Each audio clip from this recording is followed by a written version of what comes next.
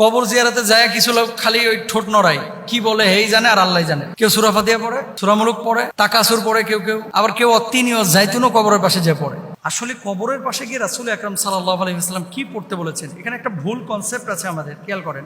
অতিরিক্ত আবেগ প্রকাশ এবং শরীয়ত নিষিদ্ধ কাজকর্ম ঠেকাতে একবার আল্লাহর হাবিব সাল্লাল্লাহু আলাইহি ওয়াসাল্লাম কবর জিয়ারত করতে নিষেধ করেছিলেন একবার। পরবর্তীতে সেই নিষেধাজ্ঞা আল্লাহ রাসূল প্রত্যাহার করে নিয়ে তিনি বলেন, আমি তোমাদেরকে কবর জিয়ারত করতে নিষেধ করেছিলাম, এখন থেকে তোমরা কবর জিয়ারত করো। আল্লাহ রাসূল সাল্লাল্লাহু আলাইহি ওয়াসাল্লাম নিষেধাজ্ঞা প্রত্যাহার করেন, কারণ কবর জিয়ারত দুনিয়া আকর্ষণ কমিয়ে দেয় এবং পরকালের কথা স্মরণ করায় দেয়। তাহলে এখানে আপনাদের একটা বিষয়, সেটা হচ্ছে কবর জিয়ারতের একটা উদ্দেশ্য আছে, সেটা কি দুনিয়া থেকে নিজেকে পরেজ করা, মানে পরেজ বলতে দুনিয়ামুখী বেশি না হয় এক কথায়, আর একটা হচ্ছে আখিরাতের চিন্তাটা নিজের ভেতরে জাগ্রত করা। এটা কিন্তু নবীজি সাল্লাল্লাহু আলাইহি ওয়াসাল্লাম এই দুটো উদ্দেশ্য বলেছেন হাদিসের মধ্যে। এখন আসেন, যাওয়ার পরে আপনি কি করবেন। যাওয়ার পরে বুরাইদা রাদিয়াল্লাহু তাআলা আনহু তিনি বলেন, আল্লাহর হাবিব সাল্লাল্লাহু আলাইহি ওয়াসাল্লাম কবরস্থানে গেলে এই দোয়াটি পড়তেন। যে কয়েকটি দোয়া পড়তেন তার মধ্যে একটি গুরুত্বপূর্ণ দোয়া হচ্ছে, আসসালামু আলাইকুম আহলাদ দিয়ারি মিনাল মুমিনিনা ওয়াল মুসলিমিন ওয়া ইন্না ইনশাআল্লাহু বিকুম লাহিকুন নাসআলুল্লাহ লানা ওয়া লাকুমুল আফিয়া। অর্থ কি?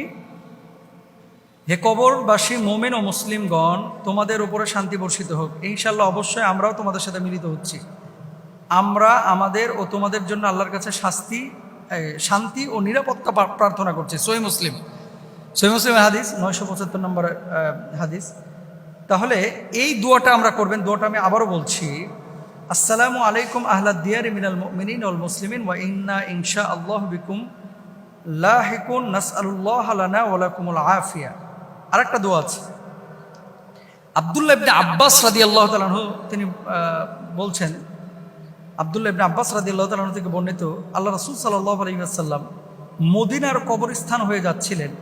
এ সময় তাদের দিকে মুখ করে বললেন, আসসালামু আলাইকুম ইয়া আহলাল কুবুরি ইয়াগফিরুল্লাহু লানা ওয়া লাকুম আনতুম সালাফুনা ওয়া নাহনু বিল আসার।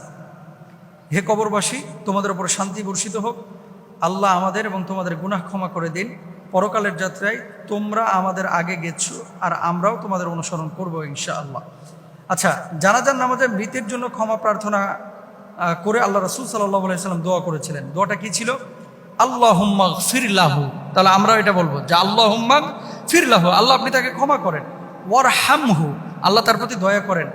ওয়া আফিহি ওয়াফু আনহু ওয়া আকরিম নুজুলাহু ওয়া ওয়াসি' মুদখালাহু ওয়াগসিলহু বিল মাই ওয়াস সালজি ওয়াল বারাদি ওয়া নাক্কিহি মিনাল খতায়া কামা নাক্কাইতা সাওবা আল আবিয়াদা মিনাদ দানাসি ওয়া আবদিলহু দারান খায়রাম মিন দারিহি ওয়া আহলান খায়রাম মিন আহলিহি ওয়া আদখিলহুল জান্নাতা ওয়াকিহি ফিতনাতাল কবরি ওয়া আযাবান নারি। দীর্ঘ আয়াত। আল্লাহ তাকে ক্ষমা করেন, তাকে মাফ করে দেন, তারপরে তাকে শক্তি দিন, তাকে রেহাই দিন, তার উপরে সহৃদয় হন, তার জন্য উত্তম অভ্যর্থনার ব্যবস্থা করেন, তারপরে তার গুনাহসমূহ পরিষ্কার করে দিন। যেভাবে কাপড় দাগমুক্ত করে ধৌত করা হয় সেভাবে তার গুনাহগুলোকে আপনি ধৌত করে দিন। এই যে এই দোয়াগুলো, এগুলো আল্লাহ রাসূল সাল্লাল্লাহু আলাইহি ওয়াসাল্লাম করেছেন, তা আপনারা করবেন।